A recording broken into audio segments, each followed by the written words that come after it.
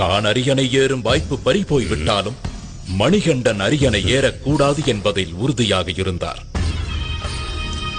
அதற்காக பல சதித்திட்ட வேலைகளில் ஈடுபட்டார். அதில் ஒரு கட்டமாக மணிகண்டன் குடிக்க வேண்டிய பாலில் விஷத்தை கலந்தார்.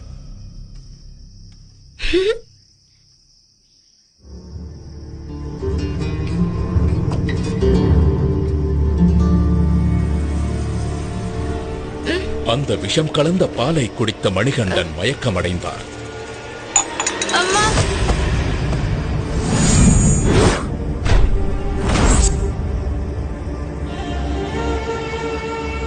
உடனே மணிகண்டனை காப்பாற்ற அரண்மனை வைத்தியர்கள் எல்லாம் எவ்வளவோ வைத்தியம் செய்தும் மணிகண்டனை காப்பாற்ற முடியாமல் தவித்தனர்.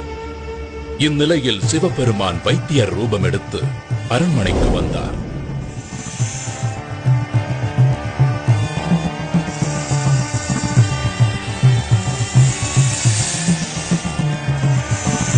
மணிகண்டன் உடம்பில் உள்ள விஷத்தை தன் கழுத்தில் உள்ள சர்பத்தை கொண்டு உறிஞ்சி எடுத்து பூரண குணமாக்கினார்.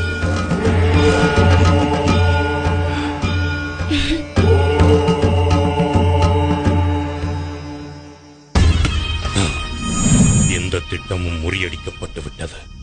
நான் வேறு ஒரு திட்டத்தை